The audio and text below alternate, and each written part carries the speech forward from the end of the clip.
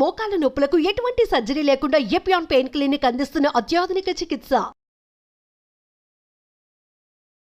కానీ ఇంకోటి ఏమంటే ఎక్సర్సైజ్లో ఏదో లీజర్లీ ఫ్రెండ్స్ మాట్లాడుకుంటా కాఫీ తాక్కుంటా ఏదో స్మోక్ చేసుకుంటా వాకింగ్ అది విగ్రెస్గా మినిమం పర్ అవర్ 6 kilometers నడవాలి. Minimum 6 is minimum. అంటే ఐడియల్ 5 kilometers అంటారు కాదు, 6.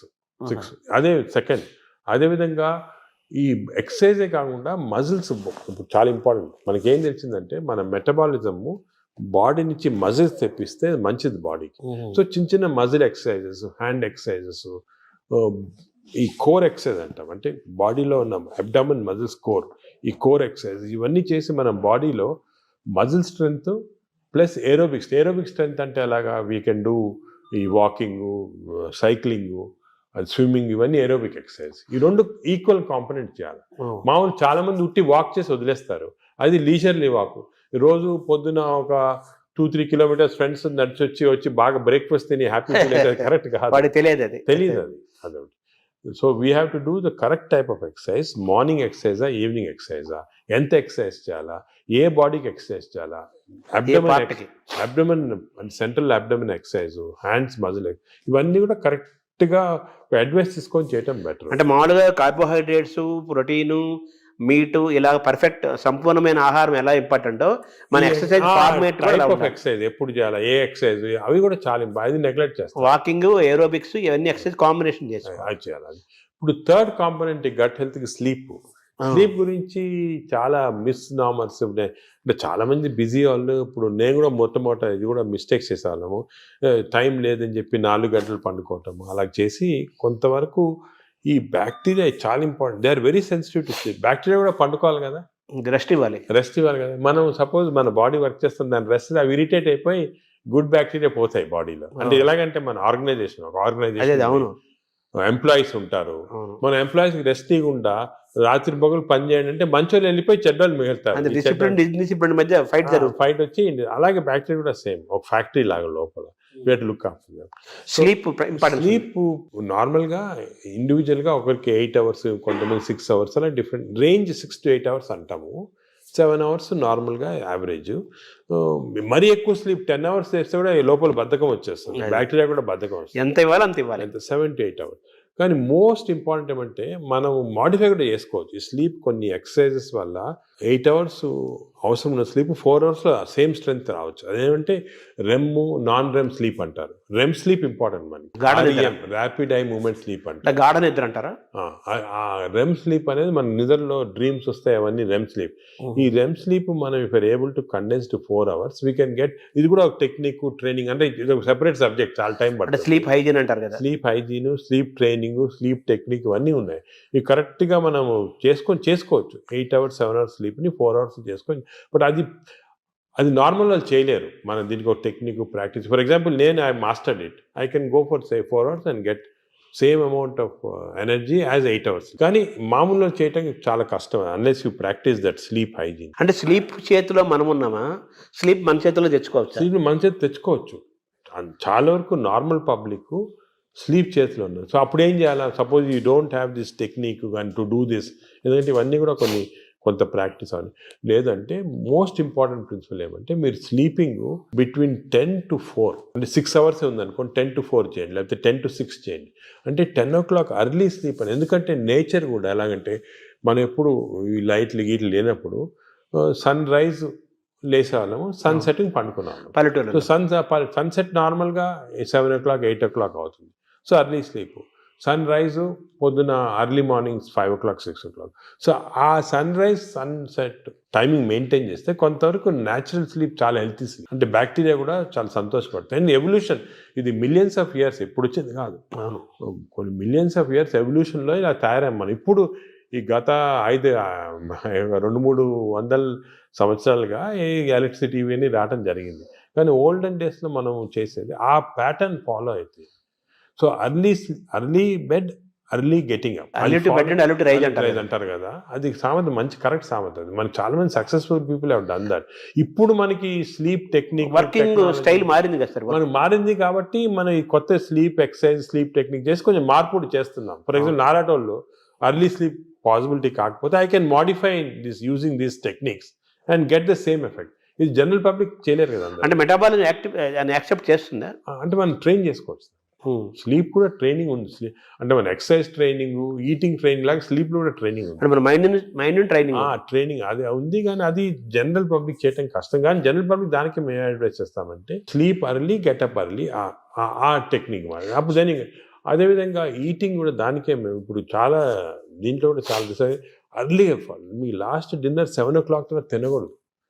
లాస్ట్ ఫుడ్ బి 7 o'clock, 7 గంటల తర్వాత తినొద్దండి. ఆఫ్టర్ సన్సెట్ తినకూడదు. అంతే సన్సెట్ అంటే 7 మనం టైం పెట్టుకుంటే కొంచెం సన్సెట్ లేట్ కావచ్చు. అది ఇంకోటి ఏమంటే మన ఇండియాలో టైం జోన్స్ చాలా వేరీ ఉంటాయి. ఇప్పుడు అస్సాంలో ఉన్న టైము, బాంబేలో టైం సేమ్, కానీ యాక్చువల్లీ కరెక్ట్ కాదు నేచర్ ప్రకారం. మనము 7 o'clock అని పెట్టామనుకోండి, అది ఈజీగా అర్థమవుతుంది. సో మామూలుగా మన బ్రేక్ఫాస్ట్ హెవీగా ఉండాలా, లంచ్ కొంచెం మోడరేట్గా ఉండాలా, డిన్నర్ చాలా లైట్గా ఉండాలా before 7 o'clock. Simple principles. Overall గా మన గట్ హెల్త్ అనేది మొత్తం present future everything gut health కాబట్టి ఈ గట్ హెల్త్ని మెయింటైన్ చేయాలంటే ఫుడ్, యాక్టివిటీస్ అండ్ స్లీప్ ఇవి కరెక్ట్ అని నార్మల్గా చెప్తుంటారు అందరు, ఫుడ్ యాక్టివిటీస్ పైన. అది కానీ దీంట్లో చాలా సైన్స్ వచ్చింది, మనం డిస్కస్ చేసాం కదా, దీనిలో చాలా నాలెడ్జ్ వచ్చింది, చాలా ఉంది. మనం ఒకప్పుడు ఈ sleep pattern, sleep hygiene, sleep ఎలా కంట్రోల్ అవన్నీ తర్వాత ఒక డిస్కషన్ పెట్టుకుంటాము. కానీ ఈచ్ ఏరియాలో ఫుడ్లో ఇంత నాలెడ్జ్ ఉంది, ఎక్సర్సైజ్లో ఈ టైప్ ఆఫ్ ఎక్సర్సైజ్ అందరికి తెలియదు. అందరంటే నిన్న చాలా మంది పేషెంట్స్ చేస్తున్నారు ఎక్సర్సైజ్. మా పొద్దున్న పూట మేము ఫ్రెండ్స్ అందరం వాకింగ్ చేస్తాం సార్, 2-3 kilometers కబుర్లు చెప్పుకొని, సెల్ ఫోన్ మాట్లాడుకుంటాం. అంటే మాట్లాడుకోవచ్చు, కబుర్లు చెప్పుకోవచ్చు, కానీ బ్రిస్క్ వాక్ 6 km/h అనేది కాన్సెప్ట్. అదే విధంగా మజిల్ బిల్డింగ్, మీకు కోర్ మజిల్స్, అన్ని షోల్డర్ మజిల్స్, ఇవన్నీ కూడా కొంతవరకు బిల్డ్ చేయాలి. అది సబ్ టెక్స్ట్ అంటారు చూడండి, సబ్ టెక్స్ట్ అనేది ఉంది.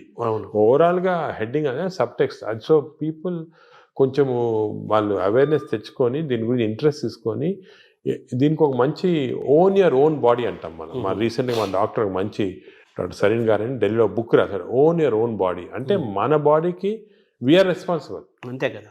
వేరే మీ డాక్టర్ బాగా చేస్తారు, లేకపోతే మా హెల్త్ బాడీ మంది కదా, అవన్నీ కరెక్ట్ కాదు. మన బాడీ మనం ఓన్ చేయాలి. ఇప్పుడు మనకి ఏదైనా ప్రెషియస్ వస్తువు ఉందనుకోండి ఇంట్లోనే, మనం ఎంత జాగ్రత్త చూసుకుంటాం దాన్ని, మనం బాడీని అంత జాగ్రత్త చూసుకోవటం లేదు. అది ఇన్నర్ ఇంజనీరింగ్ అంటారు కదా, మనలోకి మనం లోపలికి చూసుకుంటూ మనం గమనించుకుంటూ మన శరీరాన్ని మనం ఓన్ చేసుకుంటూ మన హెల్త్ ని మనం డ్రైవ్ చేసి సింపుల్ ప్రిన్సిపల్స్ ఫాలో అయితే అంతే చాలా వరకు మనం లైఫ్ స్పాన్ పెంచుకోవచ్చు హెల్తీగా. అంటే ఇంకోటి, ఇప్పుడు it is not question of life span, ఆ వర్డ్ తీస్తాం మన డిక్షనరీ.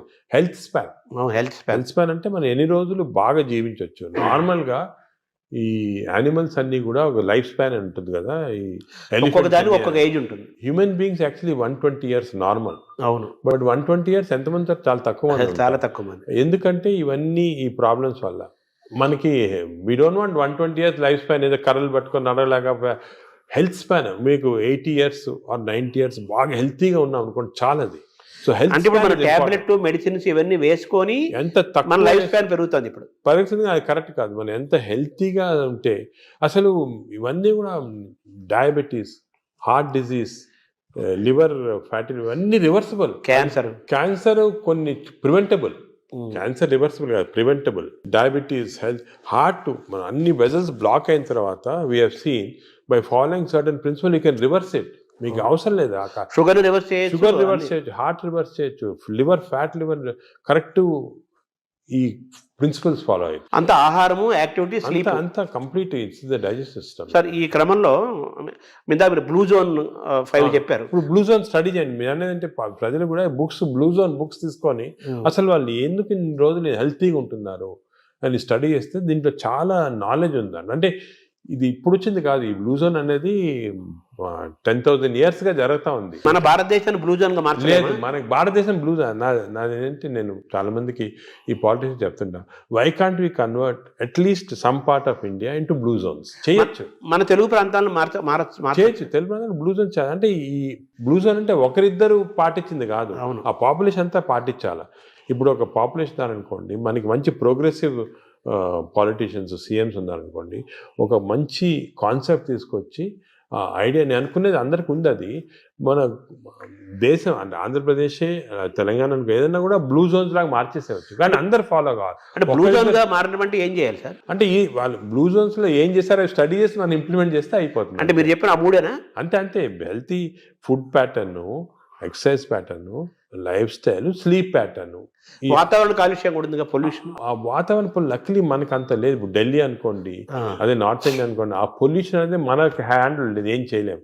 కానీ లక్లీ మనం ఇప్పుడు తీసుకున్నాం అనుకోండి, ఇప్పుడు అదేముంది గ్రీనరీ ఇంక్రీజ్ చేసుకోవటము, అదే అటువంటివన్నీ కూడా చేసుకొని ఈ మన waste plastics, for example other problems plastics. ఈ ప్లాస్టిక్స్ వల్ల కూడా మేము చాలా రీసెర్చ్ చేస్తున్నాం. చాలా micro plastics producing tissue damage అనేది చాలా ఉంది. మన plastic bottle, especially plastic bottle ఎండలో పెడతాము, అది తాగామనుకోండి దాంట్లో చాలా మైక్రో ప్లాస్టిక్స్ మన బాడీలో ఎంటర్ అయ్యి చాలా ప్రాబ్లమ్, డేంజరస్ అది.